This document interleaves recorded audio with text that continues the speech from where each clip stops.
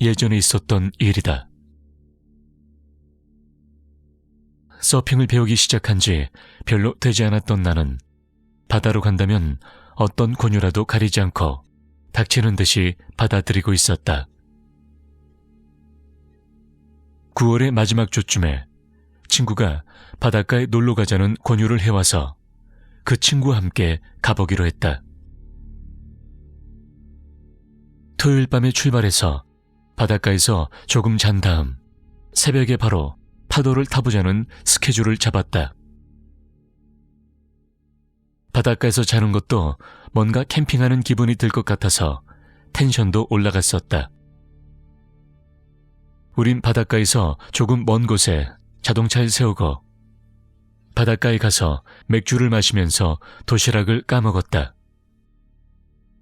친구는 어디서든지 잠을 잘 자는 사람이라서 12시가 끝나자마자 코까지 골면서 곤히 잠들어 버렸다. 난 흥분한 나머지 제대로 잠에 들지 못하고 침낭 속에 자리를 잡은 상태로 별 하늘을 바라보고 있었다. 시간이 지나자 도로에서도 슬슬 차 소리도 들려오지 않고 잔잔한 파도 소리만 울려 퍼지고 있었다.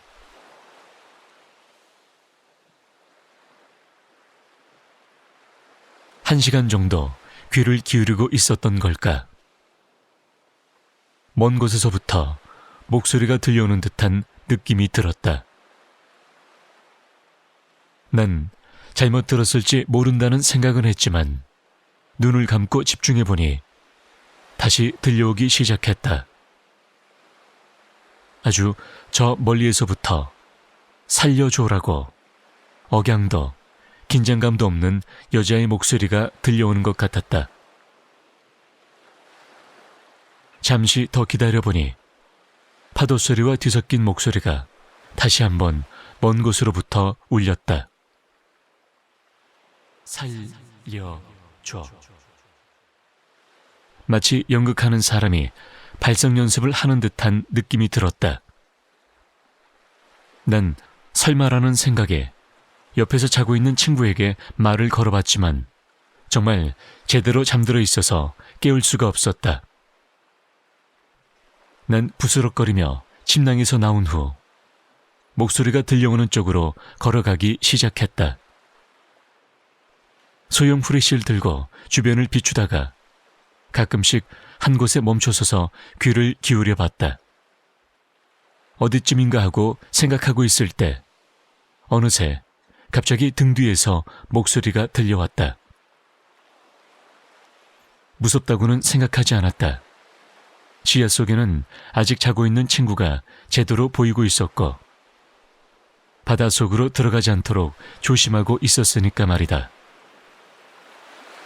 그런데 방금까지 들려오던 파도 소리가 더 커졌다고 생각한 순간 정신 차려보니까 난 이미 바다가 무릎까지 올라온 곳으로 들어간 상태였다. 그때였다. 그 목소리가 귓가에 대고 속삭였다. 살려달라고. 차가운 손이 내 목을 붙잡고 뒤로 당기는 듯한 느낌이 들어서 뒤를 돌아보려고 몸을 뒤틀자 무릎이 꺾이면서 바닷속으로 끌려 들어가 버렸다. 누군가가 등 뒤에 달라붙은 채로 나를 당기는 것 같았다. 그걸 떼어내려고 몸부림치는 동안 눈 깜짝할 사이에 파도 속으로 가라앉기 시작했다. 소리를 지르려고 입을 벌리자마자 짠물을 몇 모금이나 크게 마셔버리고 패닉 상태인 그대로 바닷속으로 가라앉아갔다. 난 죽을 힘을 다해서 발버둥을 쳤다. 그때 확실히 느꼈던 건 무언가가 나에게 달라붙어 있었다는 것이다. 그렇게 사경을 헤매고 있을 때 누군가가 갑자기 내 멱살을 잡고 수면 위로 끌어올렸다. 뭐하고 있는 거냐고. 더 이상 서 있을 수가 없을 만한 깊이까지 들어갔다고 느꼈었는데 정작 일어서 보니 바다는 엉덩이까지밖에 올라오지 않은 상태였다. 상대방은 그 바닷가 주변에서 살고 있었던 남자인데 때마침 여자친구와 드라이브 겸 지나가는 길이었다고 했다. 날 보고 그냥 취해서 빠지는 척하고 있는 거라고 생각했는데 여자친구가 허둥지둥거리면서 빨리 도와주라고 말했다고 했다. 잠시 후 진정한 나는 목숨을 구해준 남자분에게 감사 인사를 드렸다. 그리고 남자의 여자친구에게도 감사를 하고 싶다는 말을 꺼내자 그는 내 권유를 거절하고 자동차를 세우던 곳으로 돌아갔다. 난 적어도 인사라도 드리고 싶은 마음에 남자로부터 조금 거리를 두고 그를 따라갔었다.